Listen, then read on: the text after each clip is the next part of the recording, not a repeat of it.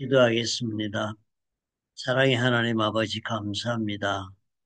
오늘은 특별히 목요일 추수 감사절 날인데 우리 모든 마음속에 주님이여 참으로 이 세상에 오늘 이렇게 내가 존재하는 것이 나의 능력으로나 나의 힘으로가 아니라 나와 함께 관계를 맺고 있는 모든 사람들로 나와 함께 관계를 맺고 있는 모든 환경들로 그렇게 나에게 아버지 앞에서 관계를 맺어 나로 오늘을 있게 하시는 귀한 날인 것을 깨닫고 감사하는 주님이여 귀한 날이 될 수 있도록 축복해 주시고 오늘만이라도 주님이여 누구 하나 외로운 영혼 없도록 서로 만나 함께 주님의 사랑을 나누고 대화를 나누는 귀한 시간이 되도록 축복해 주시옵소서. 예수님 이름으로 기도합니다.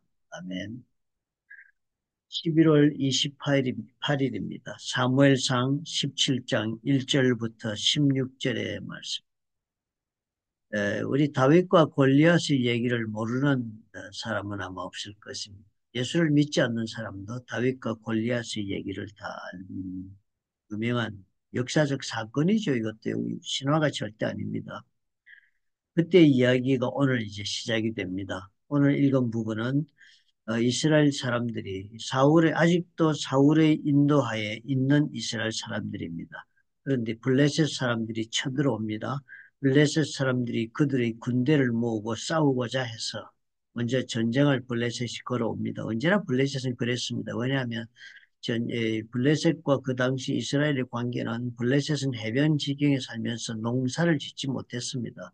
그러니까 내륙에 살면서 농사를 짓고 있는 이스라엘 사람들이 뭐 먹을 거를 다 가지고 있으니까 필요하면 와서 쳐서 뺏어가고 그리고 또 먹고 살다가 자기들이 부족한 게 있으면 또 쳐들어오고 이랬습니다. 그렇게 또 블레셋이 빈번하게 이스라엘을 쳐들어온 뒤에는 앞에 부분에 우리 읽어보니까 그 단서가 보였습니다. 그 당시에 이스라엘에는 이 철기를 다루는 그런 공인이 하나도 없었다고 적었습니다. 그래서 이스라엘에서 무슨 낫이나 무슨 연장 하나라도 이것을 불에 달구어서 우리말로 벼른다 그러죠. 연장을 벼른다. 날카롭게 만드는 그런 일을 하려면 반드시 블레셋 있는 지경으로 가야만 되었다 그랬습니다.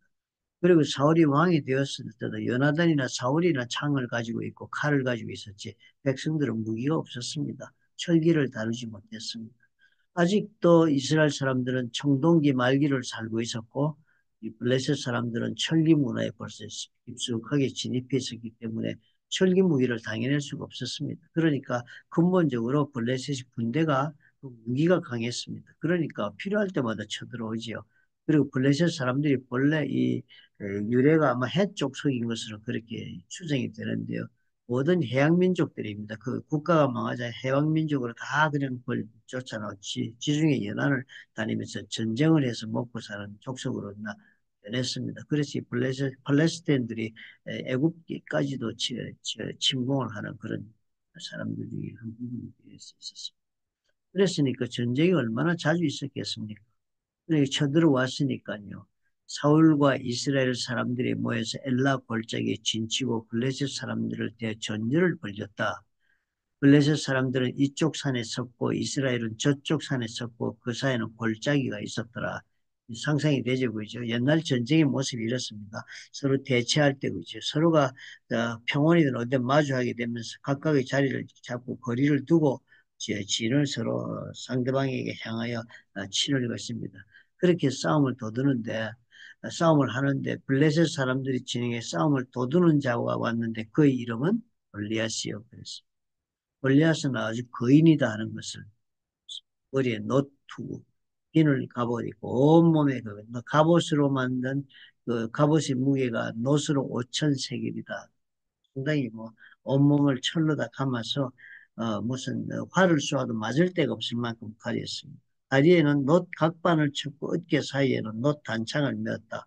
그랬으니까 완전히 몸을 보호하는 데를 둘러싼 거대한 거인입니다.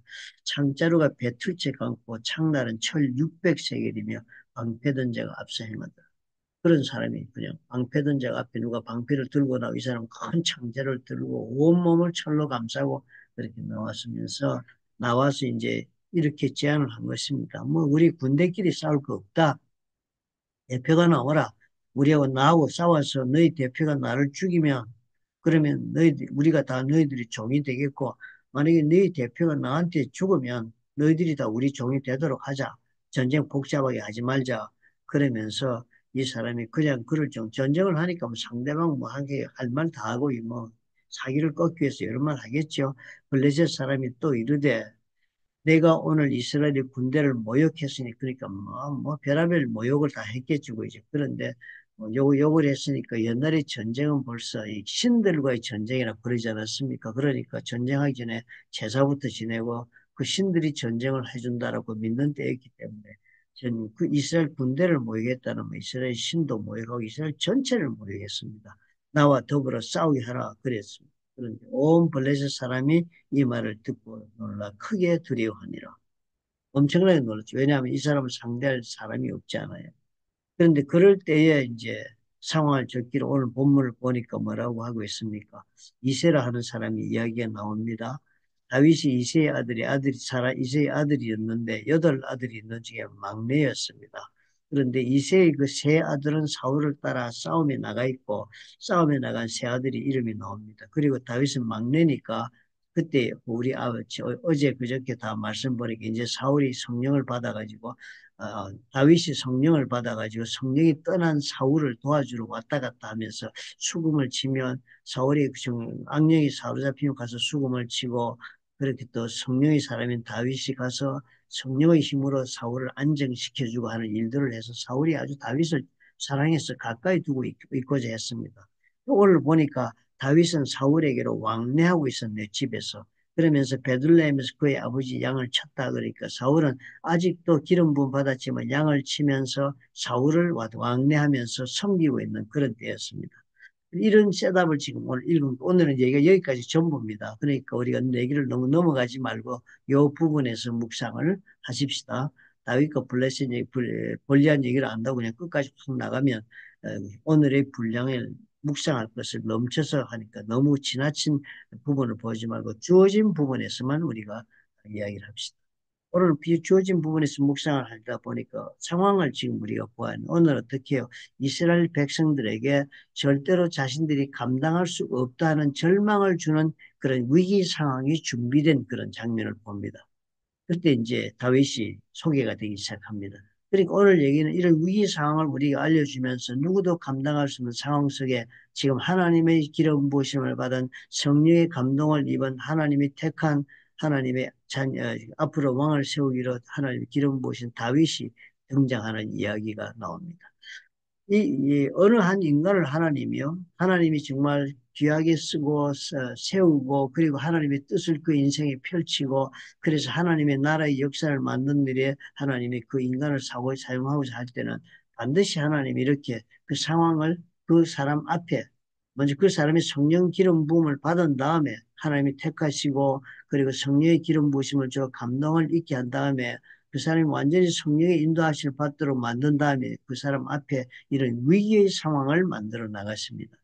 사울 때도 그랬잖아요. 사울이 하나님 앞에 기름 부음 받고 나서 사울이 왕으로 세우고 나서 그다음 많은 사람들에게 사울을 세우시고 하나님이 쓰기 위하여서 사울에게 위기 상황을 딱 던져줍니다. 그것이 바로 암몬 나하스의 위기 상황이었습니다. 암몬 나하스 다 그냥 너희들이 동족의 눈을 빼지 않으면 길라 사람들에게 그런 위협을 했지 않습니까? 눈을 다 빼고 그러고 나서 우리가 다 종을 삼겠다.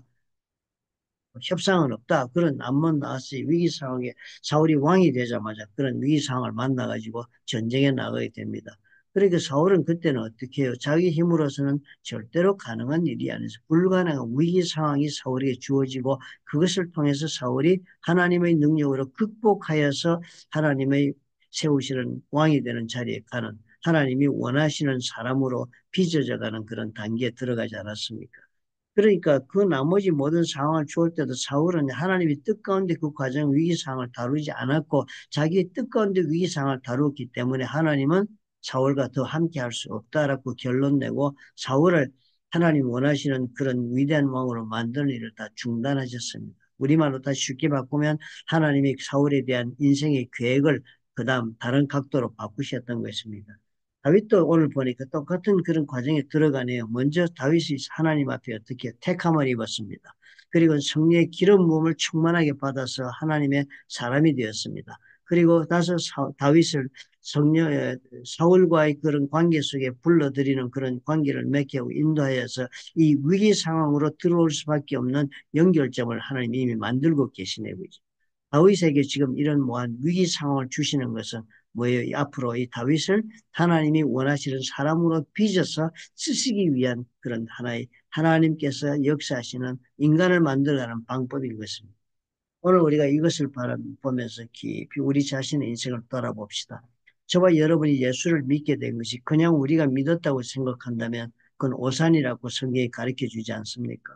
내가 예수 믿기로 결단한 줄로 압니다. 그래서 많은 분들이 내가 예수를 믿어야 되는데 내가 신앙생활 해야 돼 이렇게 말을 하는데 그거 굉장히 하나님의 뜻을 모르는 분입니다. 하나님은 아무나 자기 발로 처벅처벅 들어온다고 받아주는 분이 아니라 만세 전부터 영혼을 창조하실 때 구원하기로 예정하신 전지전능하신 그 능력과 그 지혜의 능력으로 우리를 이미 우리 앞길을 예비하시고 그런 구원받기로 택한 사람들이기 때문에 성령의 인도하심 가운데 은혜를 부어 주셔가지고 우리가 예수를 선택하는 자리에 오게 된 것입니다. 그러므로 그런 사람들에게 하나 예수께서 문 앞에 서서 두드리느니 누구든지 내 음성을 듣고 문을 열면 내가 그리로 들어가겠다 그랬으니까 먼저는 어떻게 해요? 예수님께서 우리 찾아와서 우리의 마음을 두드리시는 것입니다. 그때 하나님의 택한 사람이라면 어떻게 해요? 그 마음을 여는 것입니다. 하나님의 은혜 가운데 그렇게 해서 우리가 택함을 입어 하나님의 백성이 되었다고 그래서 어제 우리가 말씀을 보았잖아요. 그런 백성이 된 사람들이 그 다음에 뭐가 일어났다고 했습니까? 사울의 경우를 보니까 성령의 기름 부심을 입는다. 왜냐하면 그랬을 때 예수의 영이 우리의 영 안에 들어와 성령께서 우리 속에 들어와 거주하시면 우리의 영이 생명을 얻어 다시 살아나니까 다시 살아나 우리가 생명을 얻었으니까 거듭 태어났다. 다시 출생한 것과 같습니다. 그 일이 우리 영적으로 벌어지니까 하나님을 아는 사람이 되었으므로 그 다음에 위로부터 만한 크신 성령의 기름 부음 우리가 입으면 그 다음에 능력 가운데 하나님 앞에 쓰임받을 수 있도록 그 길에 쓸 수 있는 사람은 준비가 되는 것입니다. 그랬을 때 우리가 뭐가 온다고요? 지금 우리가 그런 사람이라면 우리 앞에 하나님은 위기 상황을 설정하신다. 우리를 만드시기 위해 위기 상황을 설정하신다. 누가 그 기도할 때 기도문에 제가 그 얘기하시는 분을 들었더니 그런 놀란 기도문이 있어요. 내가 하나님에게 힘을 달라고 나를 강하게 해달라고 기도했더니 하나님이 어떻게 해요? 나에게 위기 상황을 만들어줘. 내가 감당할 수 없는 어려운 문제를 주었다. 그래서 그것을 감당함으로 내가 커지기 위해 강한 사람이 된다는 것을 설명하는 그런 말을 들었습니다. 또 하나님에게 내가 사랑할 수 있는 사랑의 사람이 되게 해달라고 기도했더니 내가 어떻게 사랑할 수 없는 그런 인간들을 막 붙여줘가지고 사랑하는 능력을 내가 배양하도록 하나님 그렇게 나를 만들었다. 그렇게 하나님께서 우리의 기도를 그렇게 들어주신다라고 말하는 말씀을 들었습니다. 그와 마찬가지 또 진리의 말씀을 그 사람이 한 것으로 이해가 됩니다. 우리 하나님은 저와 여러분이 어떻게 해요? 우리를 하나님께서 우리가 정말 참으로 소원하는 그런 사람으로 또 하나님이 기뻐하시는 계획된 우리의 인생을 펼쳐 보이시고 하나님의 뜻을 우리 가운데 이루기 위해서는 우리에게 어떻게 해요? 택함을 주시고 그리고서는 우리의 성령의 기름 부음을 주시고는 우리 상황, 우리 앞에 난제다, 감당할 수 없다, 불가능이다 하는 위기 상황을 설정하십니다. 그러므로 이 위기 상황을 우리가 바라보는 눈을 오늘 우리는 어떻게 가져야겠습니까? 위기 상황을 보고 좌절하고 낙망하고 내가 어째 이런 문제를 당하는가라고 말하는 사람은 하나님과의 동행하는 자로서 벌써 하나님의 뜻을 헤아리지 못한 자입니다.